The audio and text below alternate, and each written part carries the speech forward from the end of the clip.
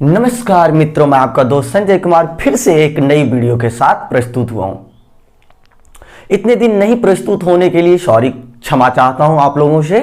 अब मैं सारा वीडियो कंटिन्यू डालता रहूंगा, इसलिए आप लोगों को इस चैनल पे बने रहना है और ज्यादा से ज्यादा इस चैनल को क्या करना है, सब्सक्राइब करना है, शेयर करना है, लाइक भी करना है, ताकि हम और से और भी वीडियो बनाते रहें, आप लोगों के लिए मदद करते रहें। ठीक है, तो चलते आगे की ओर। तो प्रीवियस जो टॉपिक पढ़े थे उसी को हम लोग आगे बढ़ाते हैं और आगे की टॉपिक्स को देखते। ठीक है, तो हम लोगों ने हेलो अल्केन और हेलो एरिन के बारे में देखा था। हेलो अल्केन और हेलो एरिन में से हेलो अल्केन के बारे में हम लोगों ने कुछ चीजों को देखा था, कैसे बनाया जाता है हेलो अल्केन, ये देखे थे। उसके साथ ही साथ उसके फिजिकल प्रॉपर्टीज को भी हम लोगों ने देख लिया था। अब उसी चीजों को आगे बढ़ाना, उसके केमिकल प्रॉपर्टीज को देखना है कि हेलो अल्केन के केमिकल प्रॉपर्टीज क्या क्या होते हैं।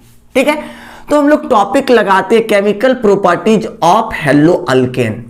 Chemical properties of hello alkane. Hello alkane के केमिकल प्रॉपर्टीज कितने प्रकार के होते हैं, क्या क्या होते हैं, वो सारी चीजें देखनी है। ठीक है, तो देखिए आइए डिस्कस करते हैं इसके बारे में। जो केमिकल प्रॉपर्टीज है हेलो अल्केन का, इसको हम लोग मुख्य रूप से चार भागों में डिवाइड कर सकते हैं, चार भागों में डिस्कस कर सकते हैं। ठीक है, जो सबसे पहला भाग है उसको हम लोग कहते हैं nucleophilic substitution reaction. Nucleophilic substitution reaction, substitution reaction, reaction. ठीक है, उसके बाद दूसरा जो रिएक्शन पढ़ना है वो क्या पढ़ना है, इलिमिनेशन रिएक्शन। दूसरा जो भाग पढ़ना है, इसको अगर ये लेते तो ये क्या हो जाएगा, बी नंबर। इसको हम लोग क्या कहेंगे, elimination reaction. Elimination reaction. Third one जो भाग पढ़ना है वो पढ़ना है reaction with metals. Reaction with metals.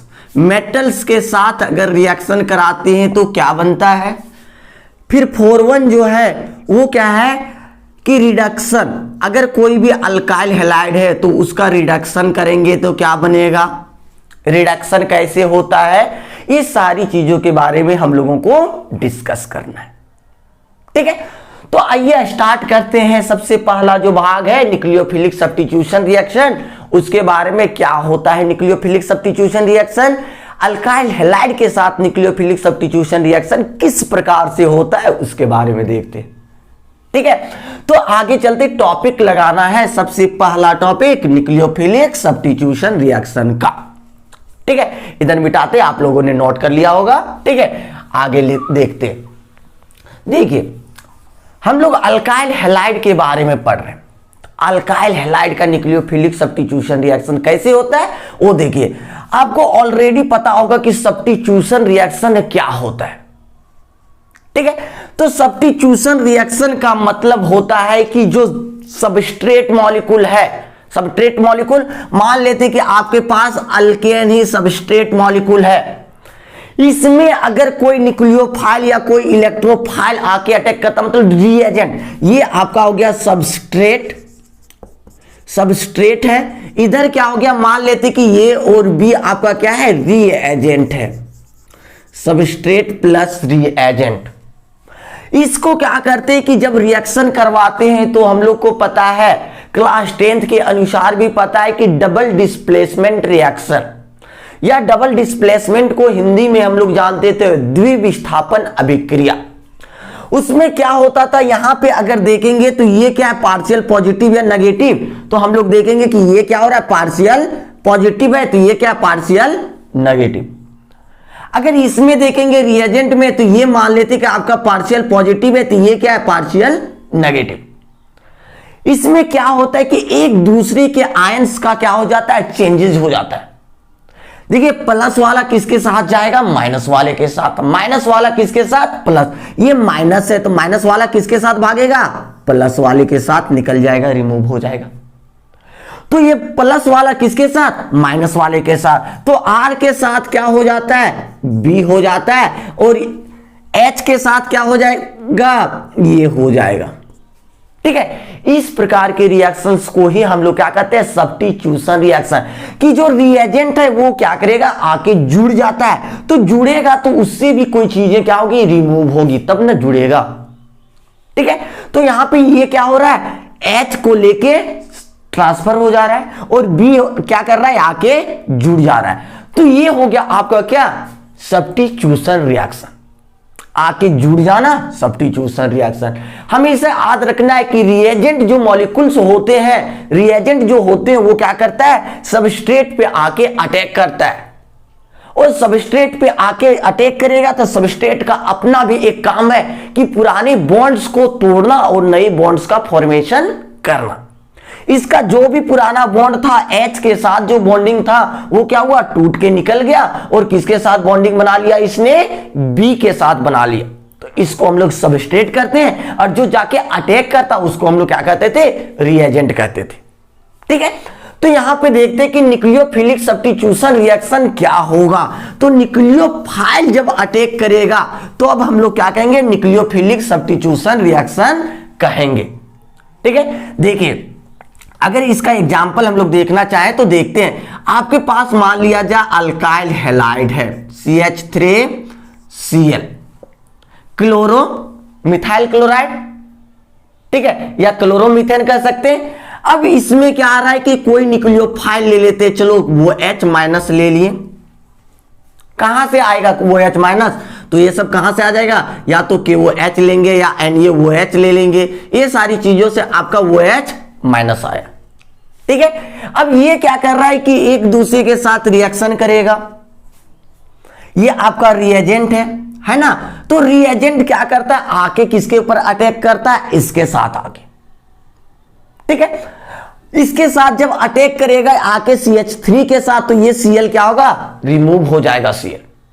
ठीक है, तो Cl रिमूव हो जाएगा तो यहां पे बन क्या जाएगा, CH3 क्या बन जाएगा, वो H। देख लीजिए पार्शियल पॉजिटिव नेगेटिव, ये क्या है पार्शियल पॉजिटिव और ये क्या पार्शियल नेगेटिव, तो नेगेटिव वाला किसके साथ आके जुड़ेगा, पॉजिटिव वाले के साथ, इलेक्ट्रोफाइल के साथ। ये आपका क्या है, न्यूक्लियोफाइल है।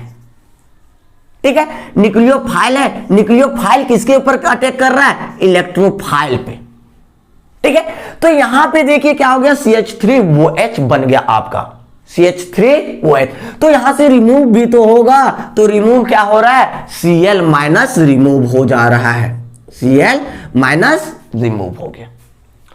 तो हम लोग सिंपल वे में बता सकते हैं कि न्यूक्लियोफिलिक सब्स्टिट्यूशन रिएक्शन किसे कहते हैं, तो क्या कहेंगे कि वैसा सब्स्टिट्यूशन रिएक्शन जिसमें अटैकिंग रिएजेंट जो होना चाहिए वो क्या होना चाहिए, न्यूक्लियोफाइल होना चाहिए, तो उस रिएजेंट को या उस रिएक्शन को हम लोग क्या कहेंगे, न्यूक्लियोफिलिक सब्स्टिट्यूशन रिएक्शन। ठीक है, ये एग्जांपल आपका हो गया। अगर इसका डेफिनेशन हम लोग लिखना चाहेंगे तो लिख सकते हैं, थोड़ा सा डेफिनेशन क्या लिखेंगे, ये आपका न्यूक्लियोफाइल था। ठीक है, the substitution reaction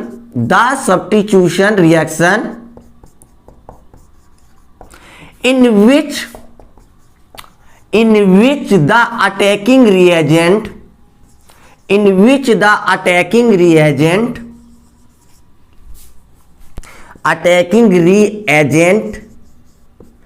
is a nucleophile,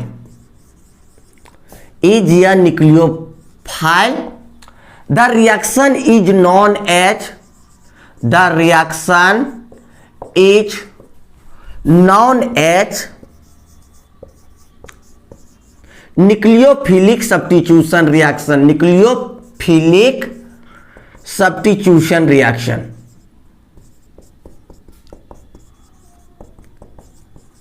समझ में आ गया, न्यूक्लियोफिलिक सब्स्टिट्यूशन रिएक्शन किसे कहेंगे, तो सिंपल से याद रखना आपको कि वैसा रिएक्शन जिसमें अटैक करने वाला हमेशा किसके साथ होगा, न्यूक्लियोफाइल होगा। दैट मींस माइनस के रूप में भी हो सकता है, न्यूक्लियोफाइल तो ऐसी न्यूट्रल भी होते हैं, बट अटैकिंग रिएजेंट आपके पास क्या है, माइनस वाला पार्ट न्यूक्लियोफाइल, तो अटैक करने वाला न्यूक्लियोफाइल रहेगा, तो हम लोग उस प्रकार के रिएक्शंस को हम लोग क्या कहेंगे, न्यूक्लियोफिलिक सब्स्टिट्यूशन रिएक्शन कहेंगे। और उससे जो प्रोडक्ट देखी, नई प्रोडक्ट की प्राप्ति हुई। ठीक है, तो इस प्रकार से हम लोग लिख सकते हैं न्यूक्लियोफिलिक सब्स्टिट्यूशन रिएक्शन का डेफिनेशन। ठीक है, आगे देखते हैं।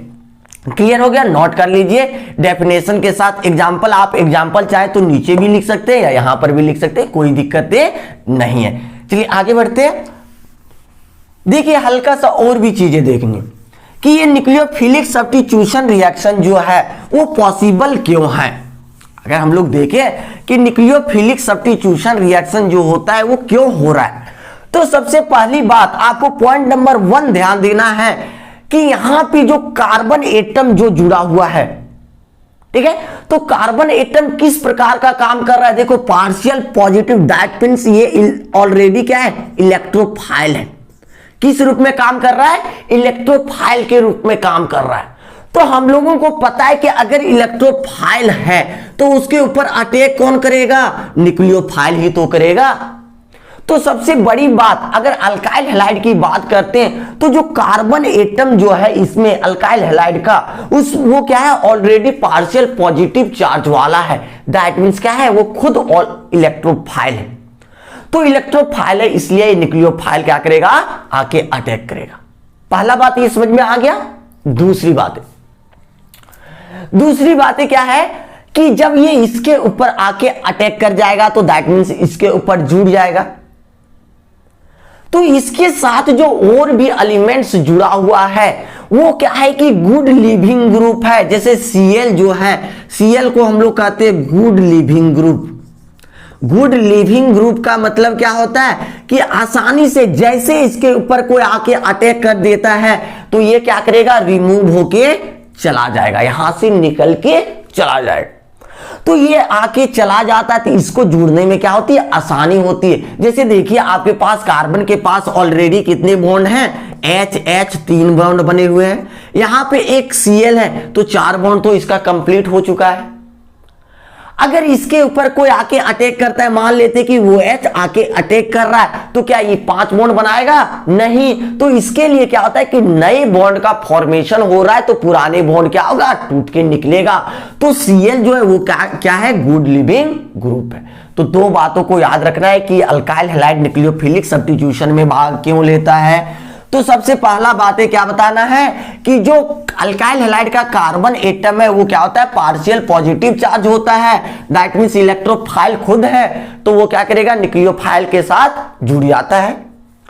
दूसरी बात है कि जो अल्काइल हैलाइड है उसके साथ क्या जुड़ा हुआ है, कोई भी हेलोजन एटम से जुड़ा है जो कि क्या होता है, गुड लिविंग ग्रुप होता है। तो वो निकल जाएगा तो उसके साथ आसानी से जुड़ जाएगा। ठीक है, तो आगे डिस्कस करते हैं हम लोग। देखिए जो न्यूक्लियोफिलिक सब्स्टिट्यूशन रिएक्शन होते हैं इसको 2 प्रकार से हम लोग डिस्कस कर सकते हैं। इसको 2 मैकेनिज्म के तहत हम लोग समझ सकते हैं कि न्यूक्लियोफिलिक सब्स्टिट्यूशन रिएक्शन में किस प्रकार के मैकेनिज्म को फॉलो करता है। ठीक है, तो लिख सकते हैं कि nucleophilic substitution reaction follow 2 types of mechanism. तो पहला जो लिखते हैं वो पहला हम लोग डिस्कस करते हैं SN2 mechanism. SN2 mechanism, SN2 mechanism क्या होता है इसके बारे में ध्यान देना है, बहुत ही इंपॉर्टेंट है, हर एक जगह पे इससे क्वेश्चन पूछता है, इसलिए ध्यान देना है। ठीक है, तो SN2 इसका पहले मीनिंग समझते हैं। SN2 क्या होता है, S का मतलब होता है सब्स्टिट्यूशन। क्या होता है, सब्स्टिट्यूशन। ठीक है, N का मतलब क्या होता है, न्यूक्लियोफिलिक। न्यूक्लियोफिलिक। और 2 का मतलब होता है बायमोलिकुलर। बायमोलिकुलर। अब देखिए अगर आपसे एक वर्ड में बोला जाएगा कि SN2 क्या होता है तो इसको हम लोग क्या बोल सकते हैं, SN2 का मतलब bimolecular nucleophilic substitution reaction. Nucleophilic substitution reaction. Substitution reaction. ठीक है, ये हो गया SN2 का मतलब। अगर अलग अलग हम लोग देख रहे थे, S का मतलब सब्स्टिट्यूशन हो जा रहा है, N का मतलब न्यूक्लियोफिलिक और 2 का मतलब बायमोलिकुलर।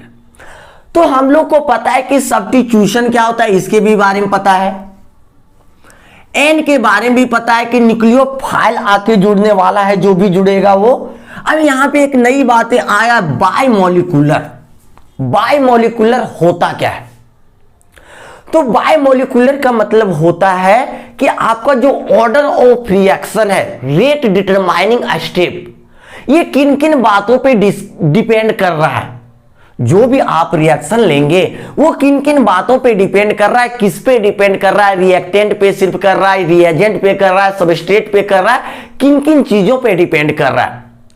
ठीक है, तो उसको हम लोग क्या कहेंगे कि बायमोलिकुलर अगर दो बातों पे डिपेंड कर रहा है, दो चीजों पे रेट डिटरमाइनिंग स्टेप, मतलब उसका रेट अगर हम लोग निकालना चाहेंगे तो ये किन किन चीजों पे डिपेंड करता है, तो वो यहां पे कितने पे डिपेंड कर रहा है, दो पे।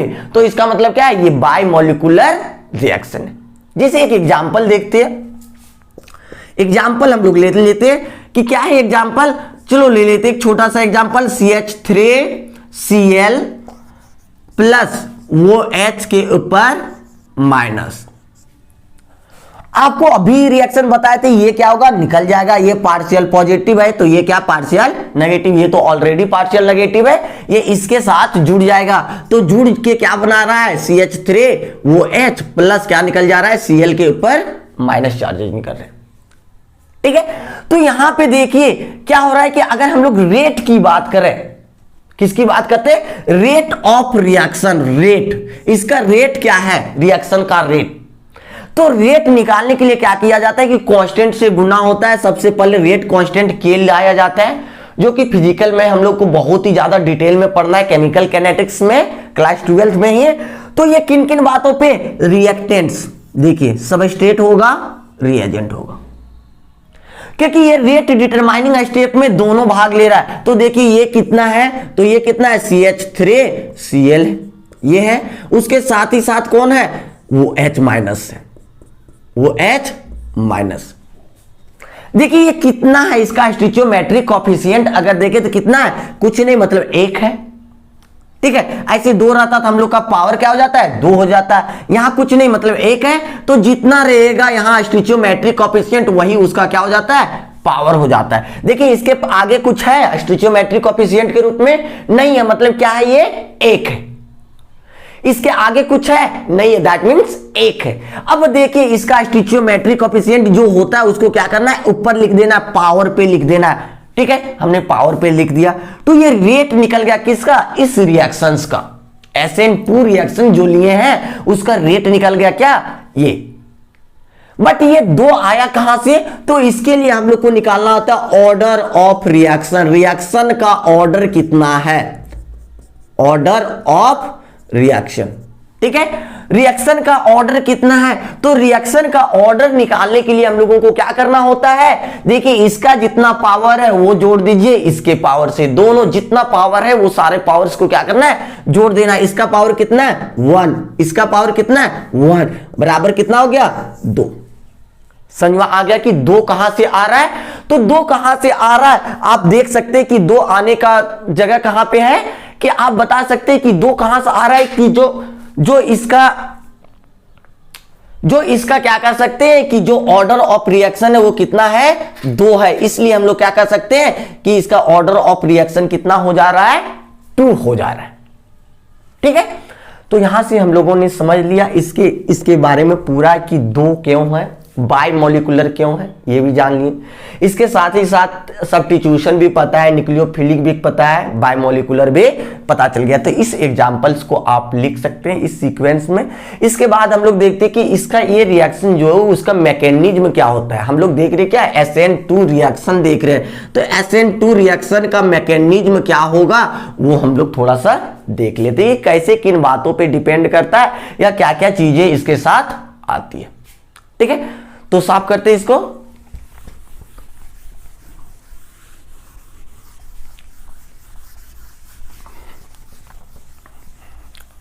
देखिए इसका अगर मैकेनिज्म की चर्चा करते हैं तो क्या होगा, मैकेनिज्म। हम लोग के पास अल्काइल हैलाइड था, ऊपर वाला जो रिएक्शन था वही था। देखो क्या क्या था, H3 था उसमें लगा हुआ, CH3Cl था। उसके साथ ही साथ हमने वो H लिया था, न्यूक्लियोफाइल क्या लिए थे, वो H। अब देखिए यहां पे पार्शियल पॉजिटिव नेगेटिव करेंगे तो ये पॉजिटिव और ये क्या हो जाएगा, नेगेटिव। देखिए ध्यान रखने वाली बातें क्या है, यहां पे क्या होगा कि आपको देखना है कि जो न्यूक्लियोफाइल हम लोग अटैक करा रहे थे, अभी तो रिएक्शन लिख रहे थे तो डायरेक्टली आपको लग रहा था कि डायरेक्ट अटैक हो रहा है, तो न्यूक्लियोफाइल जो अटैक करेगा वो किधर से करेगा, बैक साइड अटैक होगा न्यूक्लियोफाइल का। किधर से अटैक करेगा, बैक साइड अटैक करेगा। देखिए पीछे से आया, ये आके अटैक कर दिया किसके पास, जो इलेक्ट्रोफाइल है ऑलरेडी, इसके ऊपर आके अटैक करेगा तो ये क्या होगा, टूट के भागेगा या रुकेगा, टूट के भाग जाएगा ना। तो ये क्या होगा, यहां पे आके इसने अटैक किया तो अटैक करने के साथ साथ ये क्या करेगा, Cl निकलने का प्रयास करेगा। ठीक है, तो देखिए यहां पे क्या होता है कि जब इसको करते हैं तो ये क्या हो जा रहा है, देखिए यहां पे एक H, इधर भी एक H कितना है, 3H है। अब देखिए वो H आके जुड़ जा रहा है, चलो हम लोग डॉटेड लाइन से इसको लिख सकते हैं कि पूरा पूरी अभी जुड़ा नहीं है, वो H आके जुड़ गया। इसको भी मान लेते कि ये पूरा पूरी क्या हुआ, निकला नहीं है, ये Cl हो गया। ये इंटरमीडिएट के रूप में हो जाता है माइनस, क्योंकि एक माइनस आके ऊपर में माइनस। ठीक है, तो ये ट्रांजिशन स्टेप बनाता है। अगर आपसे देखा जाए तो SN2 रिएक्शन में इंटरमीडिएट बनता ही नहीं, ट्रांजिशन स्टेट बन रहा है। वो भी ट्रांजिशन स्टेट किसको, कितने ट्रांजिशन, तो देखो कितने हैं, 1 2 3 4 5, तो 5 कोऑर्डिनेटेड ट्रांजिशन स्टेट बनाता है। 5 कोऑर्डिनेटेड ट्रांजिशन स्टेट का फॉर्मेशन करता है। कभी कभी पूछा जाता है कि अगर SN2 रिएक्शन है तो SN2 रिएक्शन में क्या इंटरमीडिएट भाग लेता है, तो इंटरमीडिएट भाग नहीं लेता है। इंटरमीडिएट मतलब बीच वाला भाग। आप रिएक्शन करवा रहे हैं तो रिएक्शन के दौरान क्या टूट रहा है, क्या निकल रहा है, वो सारी चीजें दिखना होता है। तो यहां पे क्या करता है, ट्रांजिशन स्टेट का फॉर्मेशन करता है, इंटरमीडिएट नहीं बनाता है। ठीक है, अब क्या करता है कि ये पूरा पूरी आके अब निकल जाता है, बाहर हो जाएगा। जब पूरा पूरी निकल जाएगा तो देखिए यहां पे वो H किधर से अटैक किया है, बैक साइड से, तो देखिए इसका फॉर्मेशन भी कहां होगा, वो H H H H। ठीक है, अब ये Cl क्या हो गया, निकल गया, ये Cl क्या हो गया, निकल गया। ठीक है, तो ये चीजें क्या थी कि आपका अगर कह सकते हैं तो वो H जो न्यूक्लियोफाइल अटैक कर रहा है वो किधर से कर रहा है, बैक साइड अटैक होता है। उसके साथ ही साथ अगर आपसे पूछा जाए तो ये कितने स्टेप फॉलो करता है, तो देखिए एक ही स्टेप में यहां जुड़ा और यहां आके क्या हो गया, निकल के ये क्या बनाया, प्रोडक्ट का फॉर्मेशन बना दिया। ठीक है, इस प्रोडक्ट का अगर जिधर से जुड़ निकल रहा है न्यूक्लियोफाइल, ठीक है, जिधर से आपका न्यूक्लियोफाइल जुड़ रहा है और जिधर से निकल रहा है आपका क्या, लिविंग ग्रुप Cl, उससे क्या हो रहा है, अपोजिट साइड से अगर अटैक कर रहा है कौन, न्यूक्लियोफाइल, निकलने वाले ग्रुप में अगर अपोजिट साइड से अगर अटैक करता है और इसका जस्ट अपोजिट अगर बनाता है क्या, इसका स्ट्रक्चर, तो हम लोग कहते हैं इन्वर्जन ऑफ कॉन्फिगरेशन। ये कैसा स्ट्रक्चर बना रहा है, इन्वर्जन। कभी कभी ऑब्जेक्टिव में पूछता है कि क्या बनाता है, किस प्रकार का स्ट्रक्चर बनाता है, इसका मिरर इमेज। तो हम लोग जैसे ऐसे करते हैं तो अगर मिरर के सामने ले जाते हैं तो वो क्या दिखता है, जस्ट अपोजिट दिखता है। मतलब हम लोग का जो ये Cl इधर था तो अपर क्या दिखेगा, उसका जस्ट अपोजिट साइड। भले Cl निकल गया, यहां पे कौन आके अटैक कर लिया, आपका अटैक कर लिया वो H न्यूक्लियोफाइल। ठीक है, तो इसको क्या कहते हैं कि आपका ऑब्जेक्टिव क्वेश्चन क्या रहेगा कि SN2 रिएक्शंस में कैसा कॉन्फ़िगरेशन बनाता है, तो इन्वर्जन कॉन्फ़िगरेशन का फॉर्मेशन करता है। ठीक है, तो ये बातें समझ में आ गई। 2-3 बातों को ही ध्यान देना है यहां पे, जो कि हम लोग नोट कर लेंगे। ठीक है, तो यहां से Cl निकल जाता है, देखो Cl निकल दिए और वो H क्या हुआ, जस्ट अपोजिट साइड।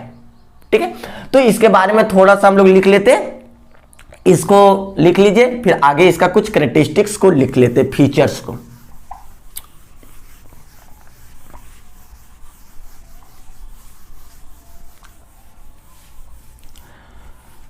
इसके कैरेक्टरिस्टिक्स या फीचर्स, फीचर्स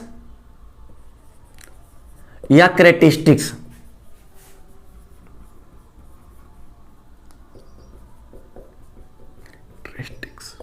ठीक है।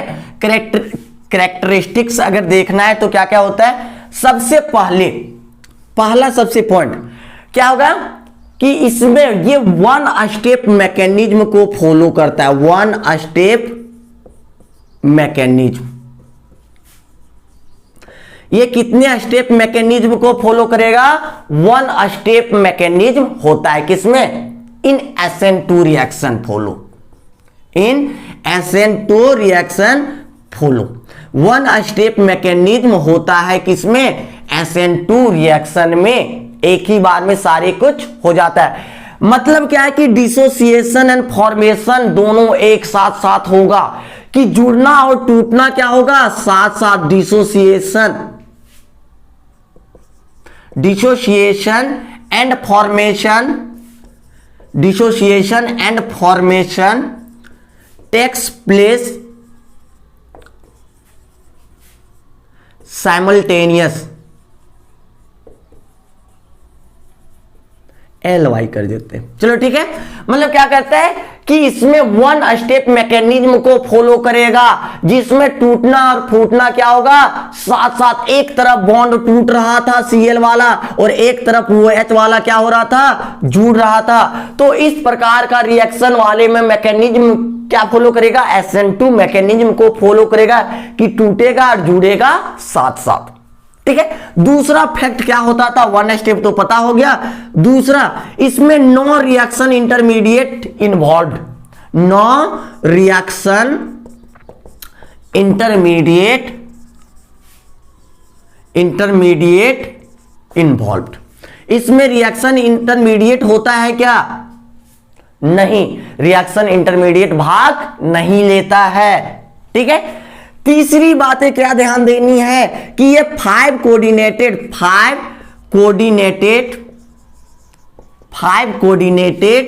ट्रांजिशन स्टेट इन्वॉल्व्ड इन SN2 reaction. Five coordinated transition state का फॉर्मेशन करता है। इंटरमीडिएट तो भाग नहीं लेता है, क्या करता है, फाइव कोऑर्डिनेटेड ट्रांजिशन स्टेट का फॉर्मेशन करता है, ठीक है। उसके साथ ही साथ जो न्यूक्लियोफाइल अटैक करेगा, न्यूक्लियोफाइल, ठीक है, nucleophile attack on the substrate molecule, attack on the substrate molecule from the opposite side of the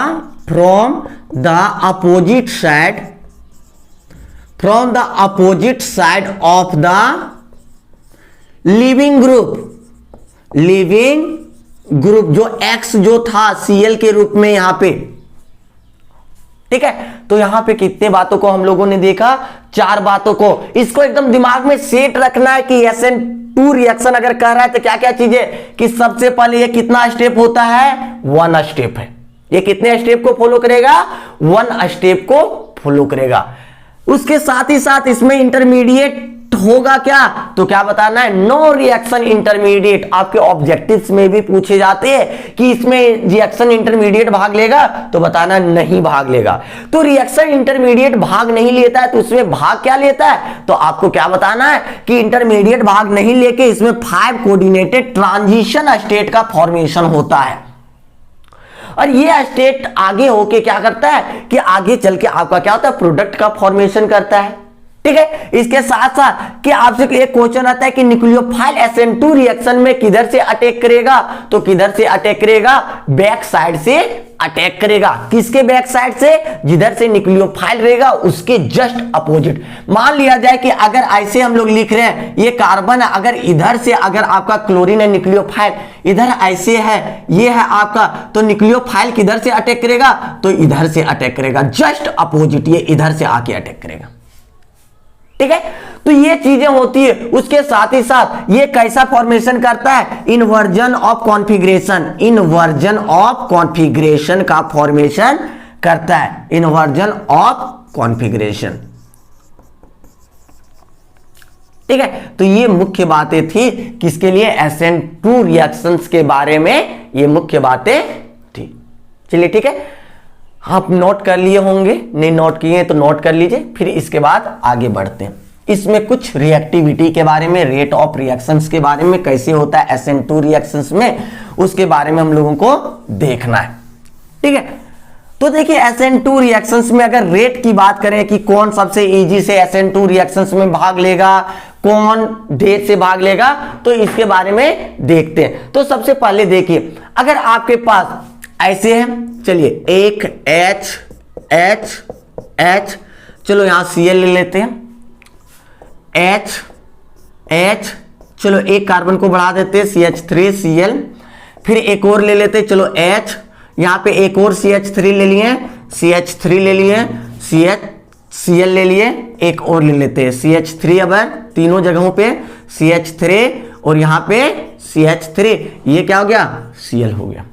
ठीक है, आप ध्यान दीजिए कितना डिग्री है, ये कितना डिग्री, इस कार्बन से और कोई कार्बन नहीं जुड़ा है तो कितना डिग्री हो गया, 0 डिग्री।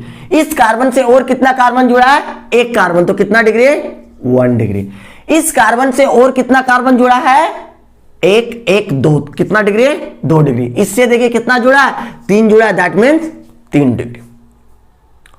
तो हम लोग अगर रिएक्टिविटी की बात करें, किसकी बात करते हैं, rate of reaction and reactivity, rate of reaction and reactivity. ठीक है, तो बताइए कि अगर हम लोग 0 डिग्री से 3 डिग्री की ओर बढ़ते हैं तो रेट ऑफ रिएक्शन या रिएक्टिविटी क्या होगा, बढ़ेगा या घटेगा। तो आपको क्या बताना है कि रेट ऑफ रिएक्शन या रिएक्टिविटी क्या होता है, डिक्रीज करता है।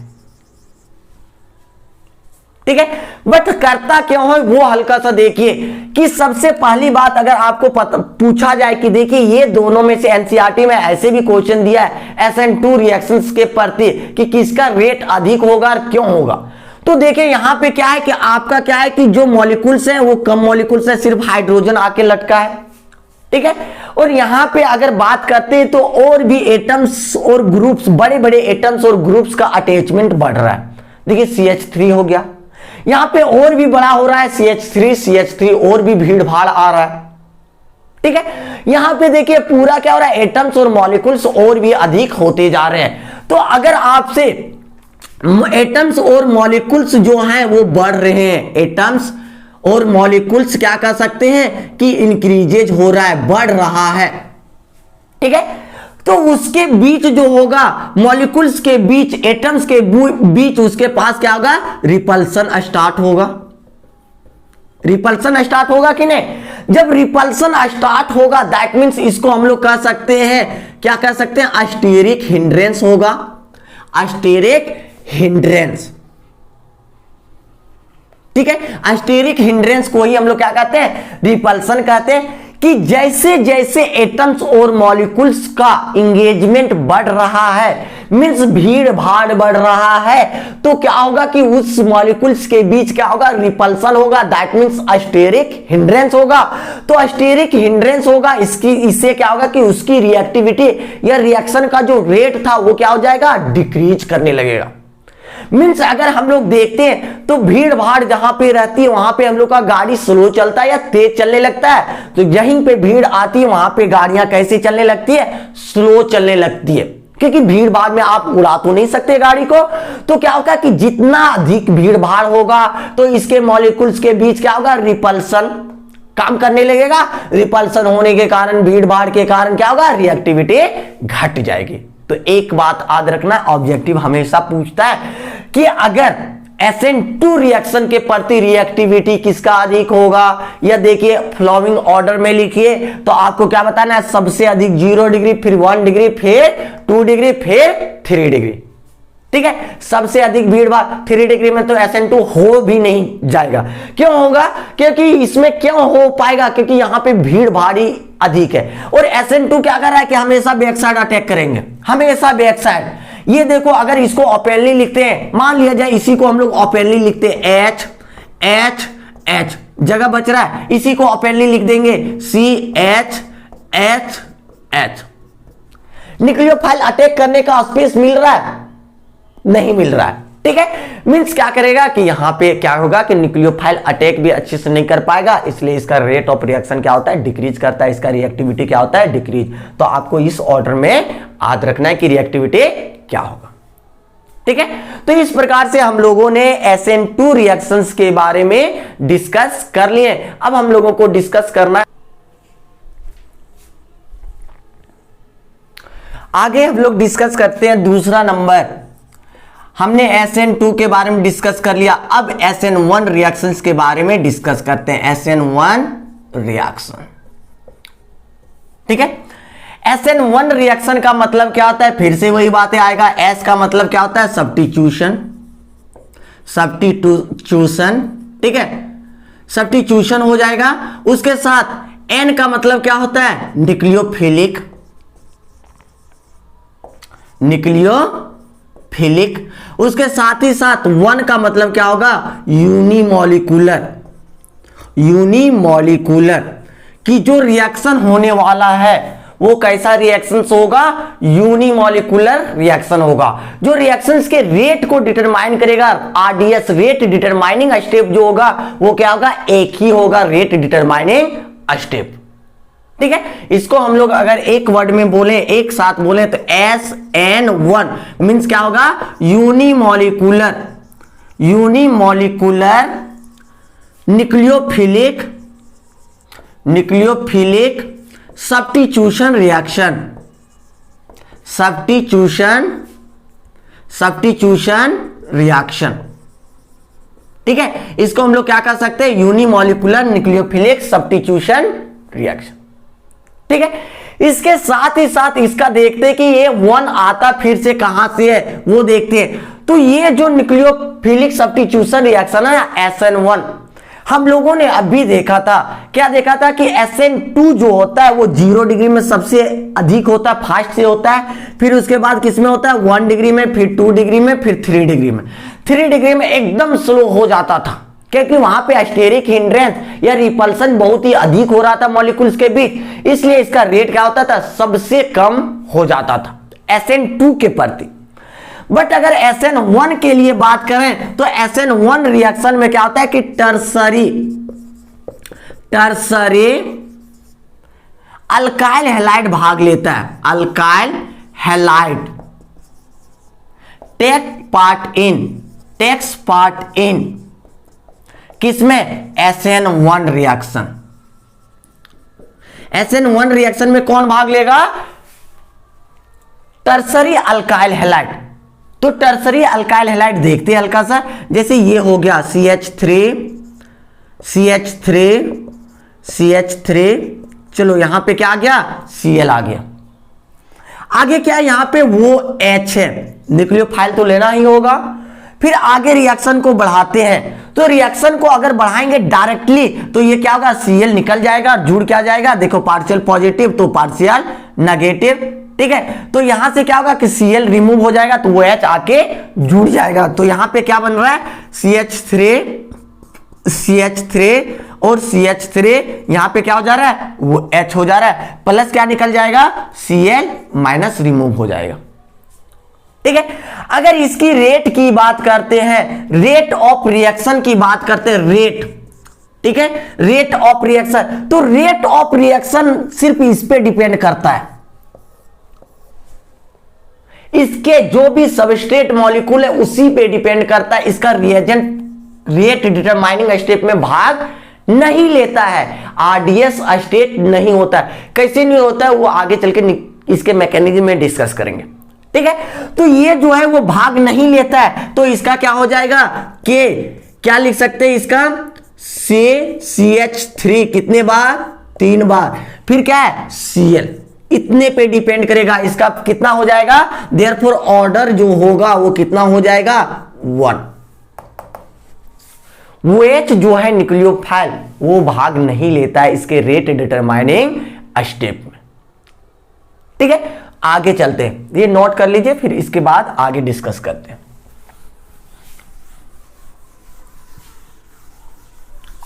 इसके मैकेनिज्म के बारे में डिस्कस करते हैं। देखिए मैकेनिज्म क्या होता है। सबसे पहली बात,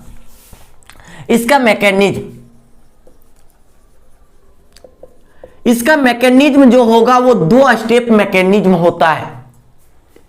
जो टर्सरी या SN1 रिएक्शन है वो कितने प्रकार का मैकेनिज्म, 2 स्टेप में इसका मैकेनिज्म होगा। सबसे पहले क्या करेगा, स्टेप 1 की अगर बात करते हैं, स्टेप 1 में क्या होगा कि आपके पास जैसे क्या है कि टर्सरी है, टर्सरी अल्काइल हैलाइड है, ये है आपके पास अल्काइल हैलाइड। इसमें क्या होगा कि सबसे पहले जो भी न्यूक्लियोफाइल है, मींस जो भी लिविंग ग्रुप है, वो क्या होगा कि टूट के निकलेगा। यह है। अब देखिए यहां पे आपको पता होगा कि फ्यूजन जो होता था, बॉन्ड का टूटना और फूटना जो होता था, वो 2 प्रकार से होता था। कि 2 प्रकार से कैसे होता था, एक होता था होमोलिटिक फ्यूजन, और दूसरा क्या होता था, heterolytic fusion. Homolytic fusion, heterolytic fusion. Homolytic fusion तभी होगा जब उसके जितने भी मॉलिक्यूल्स होंगे या जो भी बॉन्ड रहेगा वो दोनों सेम मॉलिक्यूल्स होना चाहिए, Cl और Cl के बीच होगा। अगर मान लिया जाए H और H है तो इसके बीच दोनों का इलेक्ट्रॉन नेगेटिविटी क्या होना चाहिए, सेम होना चाहिए। डिफरेंस इलेक्ट्रॉन नेगेटिविटी में आपका होमोलिटिक फ्यूजन नहीं होता। अगर सेम इलेक्ट्रॉन नेगेटिविटी Cl है तो दोनों का इलेक्ट्रॉन नेगेटिविटी क्या है, सेम है। तब इन चीजों में क्या होता था, होमोलिटिक फ्यूजन होता था। और होमोलिटिक फ्यूजन का मतलब क्या हो जाता है कि होमोलिटिक फ्यूजन हो रहा है, मींस ये अपना इलेक्ट्रॉन, यहां पे देखो कितना इलेक्ट्रॉन भाग ले रहा है, 2 इलेक्ट्रॉन। ये भी अपना 1 इलेक्ट्रॉन यहां पे दे रहा है, ये भी अपना 1 इलेक्ट्रॉन भाग ले रहा है। दोनों मिलकर क्या कर रहा है, बॉन्ड का फॉर्मेशन कर रहा है। जब इसका बॉन्ड टूटेगा तो ये क्या करेगा कि अपना इलेक्ट्रॉन लेके भाग जाएगा, ये भी क्या करेगा कि मेरा भी इलेक्ट्रॉन दे दो। तो दोनों क्या करेगा, अपना अपना इलेक्ट्रॉन्स अगर लेके भाग जाता है, बट दोनों क्या होना चाहिए, दोनों पार्टनर, जैसे बिजनेस में कहते हैं ना, तो दोनों पार्टनर क्या होना चाहिए, एक समान होना चाहिए। दोनों का पूंजी भी क्या है, समान है, Cl सेम इलेक्ट्रॉन नेगेटिविटी का। जब दोनों टूट के अलग हो रहा है तो दोनों क्या करेगा, पूरे बिजनेस का आधा आधा बंटवारा कर लेगा। तो यहां भी 2 इलेक्ट्रॉन्स था, 1 इलेक्ट्रॉन्स इसने ले लिया, 1 इलेक्ट्रॉन्स इसने ले लिया, तो बन क्या जाता है, तो देखिए तो Cl फ्री रेडिकल का फॉर्मेशन करता है। 1 इलेक्ट्रॉन तो एक्स्ट्रा आ जाएगा ना, तो ये क्या बना देता था, फ्री रेडिकल बना देता है। क्या बनाता है, फ्री रेडिकल, होमोलिटिक फ्यूजन के कारण। ठीक है, बट हेट्रोलिटिक फ्यूजन के लिए आपको क्या चाहिए, हेट्रोलिटिक फ्यूजन क्या कहता है कि अगर कोई भी मॉलिक्यूल्स है, कंडीशन इसका क्या कर रहा है कि जो भी मॉलिक्यूल्स होगा वो कैसा मॉलिक्यूल्स होगा, डिफरेंट इलेक्ट्रॉन नेगेटिविटी का होना चाहिए। जैसे C है तो उसके साथ क्या होगा, Cl होगा, अलग अलग इलेक्ट्रॉन नेगेटिविटी। मान लेते हैं कि अगर C है उसके साथ मान लेते F है, ऐसे अलग अलग इलेक्ट्रॉन नेगेटिविटी। अब देखिए आपके पास किसका इलेक्ट्रॉन नेगेटिविटी क्या है, इस प्रकार से मॉलिक्यूल्स दोनों का इलेक्ट्रॉन नेगेटिविटी अलग अलग है, तभी हेट्रोलिटिक फ्यूजन होगा, अदरवाइज नहीं होगा। ठीक है, अब देखिए इसके ऊपर पार्शियल पॉजिटिव होगा क्योंकि मोर इलेक्ट्रॉन नेगेटिव है, तो इसके ऊपर पार्शियल नेगेटिव चार्ज। ठीक है, तो यहां पे देखते हैं मोर इलेक्ट्रॉन नेगेटिव वाले के ऊपर माइनस चार्जेस, मतलब पार्शियल नेगेटिव चार्जेस है। तो हेट्रोलिटिक फ्यूजन में क्या कहता है कि क्या करेगा कि ये जो दोनों इलेक्ट्रॉन्स हैं वो कोई एक लेके भाग जाएगा, कोई एक ही एलिमेंट्स क्या करेगा, लेके भाग जाएगा। अब ये दोनों इलेक्ट्रॉन्स लेके भाग गया तो यहां पे क्या हो गया, Cl क्या कर रहा है, दोनों इलेक्ट्रॉन्स को लेके भाग रहा है। ऑलरेडी देखो इसके पास कितना इलेक्ट्रॉन होता है, 6 इलेक्ट्रॉन, एक बॉन्ड बनाने में दिया है 7 इलेक्ट्रॉन, बाहरी कक्ष में इलेक्ट्रॉन 17 में से 7 रहता है। देखो ऑलरेडी इसके पास कितना था, 6 था, एक बॉन्ड बनाने में भाग लिया था 7 इलेक्ट्रॉन। तो इसने क्या किया, पूरे बॉन्ड का दोनों इलेक्ट्रॉन्स लेके चला गया, तो 6 और 2 कितना हो गया, 8 हुआ ना। 7 था, एक इलेक्ट्रॉन क्या किया, किसी से ले लिया, तो ले लेता है तो इसके ऊपर क्या हो जाता है, माइनस चार्जेज। किसी से इलेक्ट्रॉन्स इसने क्या किया, ले लिया, दैट मीन्स क्या हो गया, माइनस चार्जेस। और यहां पे देखो क्या हो गया, कार्बन है, कार्बन के साथ कितना बॉन्ड बच रहा है, 3 बॉन्ड। इलेक्ट्रॉन्स अपना क्या किया है, डोनेट कर दिया है। अगर कोई एलिमेंट्स अपने इलेक्ट्रॉन्स को डोनेट कर देता है तो उसके ऊपर क्या होता है, प्लस चार्जेस कर सकते हैं। क्या होगा, प्लस चार्जेस। देखिए यहां पे क्या होता है कि इसके बाहरी कक्ष में टोटल इलेक्ट्रॉन 4 था, 3 बॉन्ड बनाने में भाग ले लिया है, 1 इलेक्ट्रॉन क्या किया, दान दे दिया, तो ये क्या हो जाता है, प्लस चार्जेस इसके साथ आ जाता है। तो इसी को हम लोग कहते हैं कार्बोकैटायन, कार्बोकैटायन या क्या कह सकते हैं, carbonium ion, carbonium ion. Clear कि ये क्या हो जाता है, कार्बोनियम आयन का फॉर्मेशन कर लेगा, किसके कारण, हेट्रोलिटिक फिजन के कारण। हेट्रोलिटिक फिजन कब कब होगा, जब दोनों एलिमेंट्स इसके क्या होंगे, डिफरेंट इलेक्ट्रॉन नेगेटिविटी के होंगे तब। ठीक है, ये थोड़ा सा बेसिक था, इसको बताने के चक्कर में बता दिया। चलो ठीक है, क्लियर हो गया। अब देखिए यहां पे क्या है कि अगर आपसे पूछा जाए कि ये जो है कार्बन वाला मॉलिक्यूल्स अल्काइल हैलाइड का, इसमें होमोलिटिक फिजन होगा कि हेट्रोलिटिक फिजन होगा, तो आप बिंदास होकर क्या कह सकते हैं कि दोनों का इलेक्ट्रॉन नेगेटिविटी देखिएगा, इसके ऊपर क्या होता है, पार्शियल नेगेटिव, तो इसके ऊपर क्या होगा, पार्शियल पॉजिटिव। मतलब ये बॉन्ड का पूरा इलेक्ट्रॉन कौन लेके भागेगा, जो पार्शियल नेगेटिव है, तो इसने क्या किया, पूरे इलेक्ट्रॉन्स को लेके भाग गया। ठीक है, अब ये पूरा इलेक्ट्रॉन्स लेके भाग गया, तो देखिए इसका जो प्रोडक्ट के रूप में बन रहा आगे, तो क्या बनेगा, 1 2 3 ऐसे है, ये CH3, ये भी क्या हो रहा है, CH3, और इसके ऊपर क्या हो रहा है, प्लस चार्ज जा रहा है। ठीक है, जो Cl निकल रहा है, तो Cl कैसे निकलेगा आपका, Cl एक्स्ट्रा इलेक्ट्रॉन लेके निकलेगा, 6 था, हो गया कितना, 8, 6 था, एक यहां से लिया, एक अपना वाला और एक इसका भी लेके भाग गया, 8, तो 8 हो गया, मतलब किसी से ले लिया, उसके ऊपर क्या आ जाता है, माइनस चार्जेस। तो ये जो बन रहा है, ये क्या बन रहा है आपका, कार्बोनियम आयन का फॉर्मेशन कर रहा है, कार्बोनियम आयन। बातें क्लियर हुआ। SN1 रिएक्शन में क्या करता है कि सबसे पहले स्टेप 1 में कार्बोनियम आयन का फॉर्मेशन करता है, जो भी आपका लिविंग ग्रुप है वो टूट के निकल जाएगा और क्या बनाएगा, कार्बोनियम आयन का फॉर्मेशन करेगा। स्टेप 1, आगे बढ़ते स्टेप 2 की चर्चा करते हैं। स्टेप 2 इसमें किस प्रकार से होता है, तो स्टेप 2 देखते क्या हो जाएगा। तो स्टेप 2 में क्या होता है कि जो हम लोग का बना है, क्या बना है, कार्बोनियम आयन बन गया है। तो कार्बोनियम आयन में क्या करेंगे, न्यूक्लियोफाइल तो आके अटैक करेगा, CH3 और यहां पे क्या होगा, CH3। ठीक है, अब यहां पे क्या होगा कि कोई इसके ऊपर क्या चार्ज है, प्लस चार्ज है, दैट मीन्स ये किसका सेंटर है, इलेक्ट्रोफाइल वाला है, इलेक्ट्रोफिलिक है ना ये, तो इसके ऊपर क्या आएगा, कोई भी न्यूक्लियोफाइल आएगा, तो हमने रिएक्शन में क्या यूज किया था, न्यूक्लियोफाइल OH माइनस। ठीक है, अब ये क्या करेगा, इसके ऊपर आके अटैक करेगा, न्यूक्लियोफाइल तो हमेशा अटैक ही करता है, तो अटैक करेगा तो ये क्या बन जाएगा, देखिए तो ये बन गया ऐसे CH3 और यहां पे क्या हो गया, CH3 और इसके साथ ही साथ क्या हो गया, CH3 और यहां पे क्या हो जाता है, OH बन गया। अब यहां पे ध्यान देना है कि ये क्या था, आपका प्लस था और दूसरा क्या था, माइनस, प्लस माइनस क्या हो गया, न्यूट्रल। आपका क्या होगा कि प्रोडक्ट का फॉर्मेशन हो गया। तो कितने स्टेप में प्रोडक्ट का फॉर्मेशन हो गया, 2 स्टेप में। आपसे क्वेश्चन पूछता है कि अगर SN2 रिएक्शन है तो कितने स्टेप का होता है, तो 1 स्टेप का होता है। SN1 रिएक्शन कितने स्टेप का होता है, 2 स्टेप का होता है। 2 स्टेप में क्या फॉर्मेशन करता है, तो सबसे पहले क्या करेगा, कार्बोनियम आयन का फॉर्मेशन करेगा, उसके बाद किसका क्या करेगा, फिर से न्यूक्लियोफाइल अटैक करेगा कार्बोनियम आयन पे और फिर से जाके प्रोडक्ट बनेगा। ठीक है, इसमें वैसी कोई बातें नहीं है जैसे SN2 में हम लोग पढ़ते थे कि जो न्यूक्लियोफाइल अटैक करेगा वो क्या कहता था कि वो हमेशा क्या कहता था, बैक साइड से अटैक करेगा, बट इसमें ऐसा कुछ नहीं है। ठीक है, तो यहां पे जो प्रोडक्ट बनेगा वो क्या करेगा, इन्वर्सन और रिटेंशन दोनों बनेगा। इन्वर्सन ऑफ कॉन्फ़िगरेशन, इन्वर्जन वाला भी बनेगा और रिटेंशन भी बनेगा, and retention of configuration,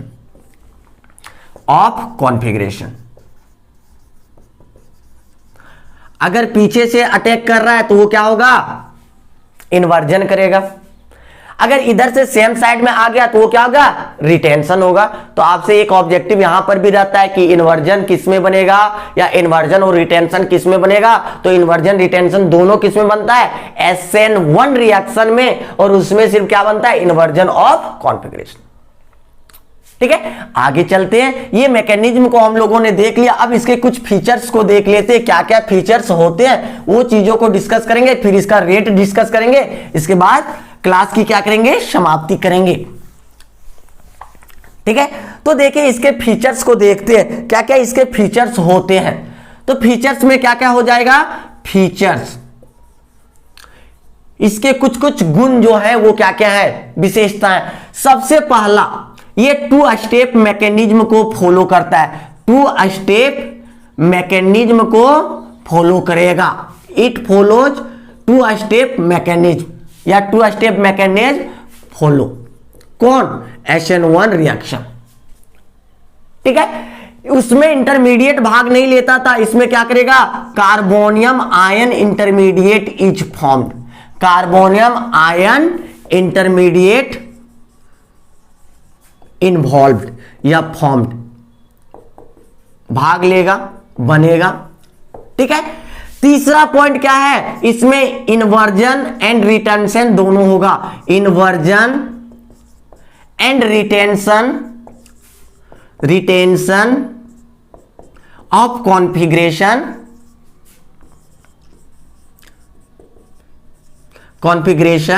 form, दोनों भाग इसमें लेगा, दोनों बनेगा। ठीक है, मुख्य बातें ये थी कि इन्वर्जन कॉन्फिगरेशन ये बनेगा, 2 स्टेप मैकेनिज्म होगा, इसमें क्या बनेगा, कार्बोनियम आयन इंटरमीडिएट भाग लेगा। ठीक है, क्लियर हो गया, चलिए आगे बढ़ते हैं। नोट कर लेना, ये चीजों को नोट करते चलिएगा, तो आपके बोर्ड के एग्जाम जो भी 12th के हैं, जेक सीबीएसई सभी में क्या आता है, कभी कभी लिखने के लिए पूछा जाता है, क्योंकि जो भी एग्जाम होने वाला है उसमें क्या होगा, रिटेन एग्जाम होगा, तो रिटेन एग्जाम में ये सारी चीजें लिखनी होती है, इसलिए आपको क्या करना है, लिखना है। ठीक है, देखिए इसमें हम लोग देखते हैं, चर्चा करते हैं किसके बारे में, rate of reaction, Cl rate की बात करते हैं, इसका रेट कितना हो जाएगा वो देखते हैं, डिस्कस करते हैं। ठीक है, क्या हो जाएगा, किसका रेट अधिक होता है, वो सारी चीजों को हम लोग देखेंगे, रिएक्टिविटी के बारे में भी देखेंगे, किसका रिएक्टिविटी अधिक होगा।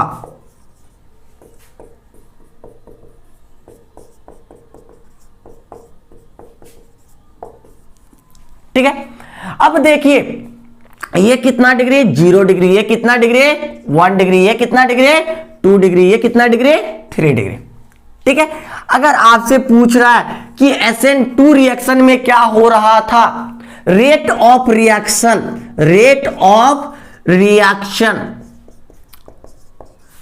एंड या और रिएक्टिविटी क्या हो रहा था, वहां पे डिक्रीज कर रहा था, जितना भीड़ भाड़ आ रहा था वहां पे क्या हो रहा था, डिक्रीज कर रहा था। बट यहां पे क्या करना है, जस्ट अपोजिट याद रखना है, क्या होगा, इंक्रीजेज। रेट ऑफ रिएक्शन या रिएक्टिविटी क्या होगा, इंक्रीजेज। रीजन अगर आपसे पूछा जाए कि क्यों होता है, तो सबसे पहले रीजन क्या बताना है, कि ये तो पता है कि आपका क्या होगा, कि जो बातें आप जानते हैं, एटम्स और मॉलिक्यूल्स भाग लेगा, रिपल्सन होगा, स्टेरिक हिंड्रेंस होगा, वो तो चीजें चलो ठीक है, बट यहां पे क्यों इंक्रीज हो रहा है वो देखना है। आपको पता है कि अगर कार्बोनियम आयन की बात करें, किसकी बात करें, कार्बोनियम आयन, ये यहीं तक नोट करना है, समझना पे, कार्बोनियम आयन की बात करें, ठीक है, तो कार्बोनियम आयन अगर देखते हैं तो वो क्या होता है कि सबसे ज्यादा स्टेबल होता है 3 डिग्री, उसके बाद स्टेबल 2 डिग्री, उसके बाद स्टेबल 1 डिग्री, 0 डिग्री और लेस स्टेबल होता है। किसके रूप में, कार्बोनियम आयन के रूप में। SN1 रिएक्शन जो करता है वो कितने डिग्री के साथ करता है, 3 डिग्री के साथ करता है मैक्सिमम। ठीक है, देखिए रेट ऑफ रिएक्शन या रिएक्टिविटी किसके साथ अधिक हो रहा है, सबसे अधिक हो रहा है 3 डिग्री के साथ, और 3 डिग्री के साथ इसलिए अधिक हो रहा है क्योंकि वो जो कार्बोनियम आयन बना रहा है तो वो 3 डिग्री कार्बोनियम आयन बना रहा है, तो वो क्या हो रहा है कि सबसे ज्यादा स्टेबल कंपाउंड का फॉर्मेशन बना रहा है। ठीक है, सबसे ज्यादा स्टेबल कितने डिग्री का हो रहा है? 3 डिग्री का। इसलिए ये 3 डिग्री कहां भाग लेता है? SN1 रिएक्शन में भाग लेता है। फिर 2 डिग्री भाग लेता है। 2 डिग्री क्या होता है? 3 डिग्री से लेस स्टेबल होता है। ठीक है, 1 डिग्री और भी लेस स्टेबल, तो 1 डिग्री में तो होगा भी नहीं क्या? SN1 reaction. जैसे हम लोग कहते थे 3 डिग्री में क्या होगा? SN2 रिएक्शन होता भी नहीं है, क्योंकि इतना ज्यादा भीड़ भाड़ न्यूक्लियोफाइल अटैक करने का जगह भी नहीं खोज पाता है। ठीक है, तो ये सारे फैक्टर्स किस पे डिपेंड कर रहा है? SN1 में स्टेबिलिटी पे, कार्बोनियम आयन के स्टेबिलिटी पे, कि कौन सा सबसे ज्यादा अधिक है, स्टेबल है, फिर उसके बाद। ठीक है, अगर SN2 की चर्चा करें हल्का सा, तो 2 में अगर वो कहेगा तो उसमें कौन भाग ले रहा था? CH3Cl 0 degree. 1 डिग्री हो सकता है, तो 1 डिग्री अगर ये कार्बोनियम आयन ही बनाएगा तो कितना डिग्री कार्बोनियम आयन बनाएगा? 1 डिग्री, जो कि क्या होता है? लेस स्टेबल होता है ना। तो लेस स्टेबल कार्बोनियम आयन बनाएगा तो उसका प्रोडक्ट भी तो लेस स्टेबल ही बन जाएगा। इसलिए इसने क्या करता है? कार्बोनियम आयन का फॉर्मेशन नहीं होता है, डायरेक्टली क्या करता है? प्रोडक्ट का फॉर्मेशन कर देता है। ठीक है, इस प्रकार से आपका SN1 and SN2 reactions clear होते हैं। फिर आगे चल के इसके एग्जांपल्स के बारे में देखेंगे, कितने प्रकार के होते हैं, क्या क्या चीजें होती है, वो सारी चीजें। Thank you for watching. और क्या करना है कि आपको इस चैनल को शेयर करना है, सब्सक्राइब करना है, ताकि क्या हो कि ये सारी चीजें और भी दोस्तों को भी मिल सके। हो सकता है कि आज का वीडियो थोड़ा लंबा हो गया है, क्योंकि दोनों चीजों को अगर एक साथ बताते तो आपको SN1 एंड SN2 में क्या होता है कि डिफरेंस पता चलता है। अगर एक एक करके बताते तो क्या होता है कि आपका थोड़ा सा कठिनाई होती, इसलिए हमने दोनों को एक साथ करके बना दिया। थोड़ा सा वीडियो लंबा हुआ। क्या करना है? कीप वॉचिंग, और उसके साथ शेयर और सब्सक्राइब जरूर करना। Thanks for watching.